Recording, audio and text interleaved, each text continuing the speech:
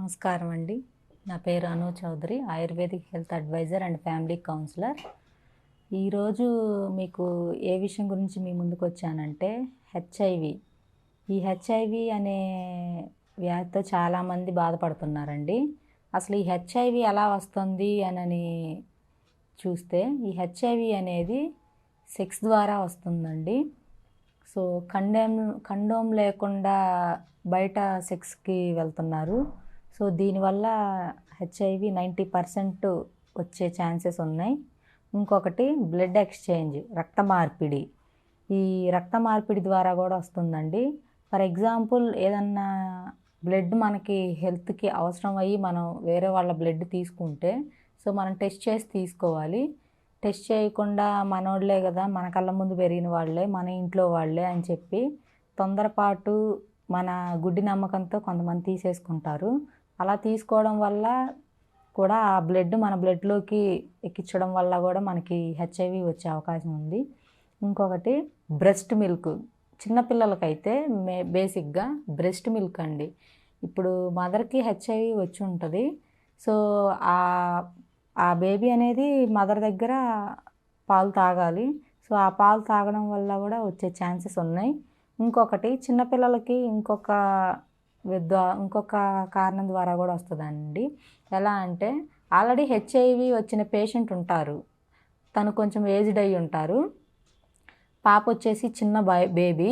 So ఆవిడ ఏం చేస్తుందంటే ఆ పాపకి ఫుడ్ పెట్టాలంటే త్వరగా మెత్తగా ఉండే ఫుడ్ పెట్టాలి కాబట్టి ఆవిడ నోట్లో పెట్టుకొని నమిలి ఈ బేబీ నోట్లో పెడతారు.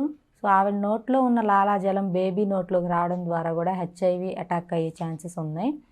అందుకని చెప్పి జాగ్రత్తగా ఉండాలి. ఇంకొకటి పచ్చబొట్టు. చాలామంది ఏం చేస్తున్నారంటే పచ్చబొట్లుకి బాగా ప్రిఫరెన్స్ ఇస్తున్నారు.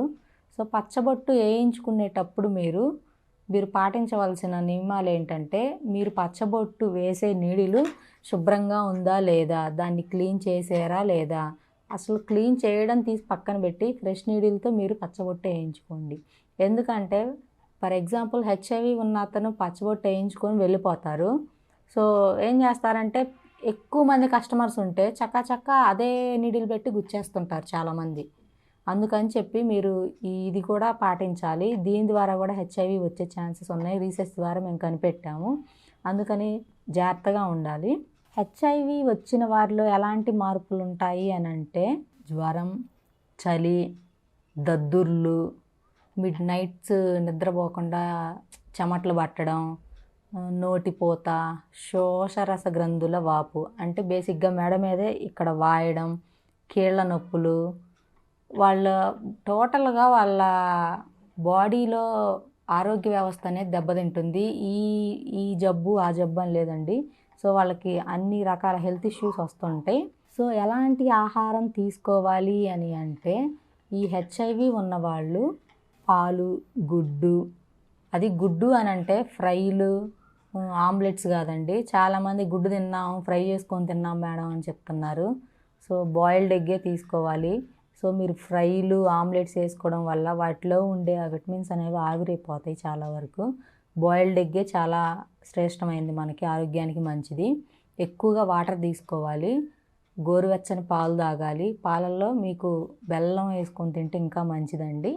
అదేవిధంగా ఆకుకూరలతో వండిన పప్పు రకరకాల దినుసులు ఉంటాయి కదా, వాటితో కలిపిన రొట్టెలు, మటను, ఫిష్ ఇలాంటివి తీసుకోవాలి. అదేవిధంగా వీళ్ళు ఎక్కువగా నిద్ర కూడా పోవాలండి. చాలామంది ఏంటంటే నిద్ర పోవట్లేదు. ఇప్పుడున్న సొసైటీలో మొబైల్స్, ల్యాప్టాప్స్తో గడిపేస్తున్నారు మిడ్ నైట్స్ వరకు. వాటిని మీరు మొబైల్స్, ల్యాప్టాప్స్ యూజ్ చేసుకోండి. సో అవి మేము తప్పనట్లేదు. కాకపోతే మీకు అవసరమైన వరకు వాడండి. మీకు అవి అవసరానికి మించి కూడా మీరు యూజ్ చేసుకుంటున్నారు. దాని ద్వారా కూడా ఈ రేడియేషన్స్ అనేవి మన కళ్ళకి, బాడీకి ఎఫెక్ట్ అవుతాయి. అందుకని చెప్పి మీరు అవసరమైన వరకు వాడుకొని మీ పని అయిపోగానే అవి పక్కన పెట్టేసుకోండి. చక్కగా నిద్రపోండి. వాటర్ ఎక్కువగా తాగాలి. జంక్ ఫుడ్స్, ఆయిల్ ఫుడ్స్ ఇవన్నీ అవాయిడ్ చేయండి. చాలామంది ఏం చేస్తున్నారంటే ఆకలి అనిపించగానే చక్క మొబైల్ తీయటం, యాప్ ఓపెన్ చేసుకోవడం, అడ్రస్ పెట్టేసుకోవడం, ఆకలి తీర్చేసుకోవడం. దానివల్ల మనకి చాలా హెల్త్ ఇష్యూస్ వస్తున్నాయండి. అది త్వరగా మనకి డైజెస్ట్ అవ్వదు. సో అక్కడ ఎలా ఉంటుందో అక్కడ కుకింగ్ మనకి తెలియదు కాబట్టి సో న్యాచురల్గా దొరికేవి తీసుకొని మీరు ఇంట్లో కుక్ చేసుకోవడానికి చాలా వరకు ట్రై చేయండి. అదేవిధంగా ఈ హెచ్ఐవి ఉన్న వాళ్ళు చాలా భయపడిపోతున్నారండి. అసలు హెచ్ఐవి అది వాటెవర్ ఇట్ మేబీ ఏ విధంగా వచ్చిందో మనకు అనవసరం. కానీ హెచ్ఐవి ఉన్నవాళ్ళు మాత్రం ఎటువంటి భయం పడాల్సిన అవసరం లేదండి. వాళ్ళు మేము చెప్పిన ఫుడ్ గనుక తీసుకొని, మేము ఇచ్చిన మెడిసిన్స్ వాడుకొని ధైర్యంగా ఉంటే ఇది తగ్గిపోతుంది. అదేవిధంగా వ్యాయామం కూడా చేయాలండి దీనికి. మెడిటేషన్స్ వీటి ద్వారా కూడా చాలా వరకు పాజిటివ్ మైండ్ సెట్ వచ్చింది మనకి. ఏదైనా మనకి మంచి పాజిటివ్ మైండ్ ఉంటేనే మనం ఏ జబ్బునైనా తగ్గించుకోగలం.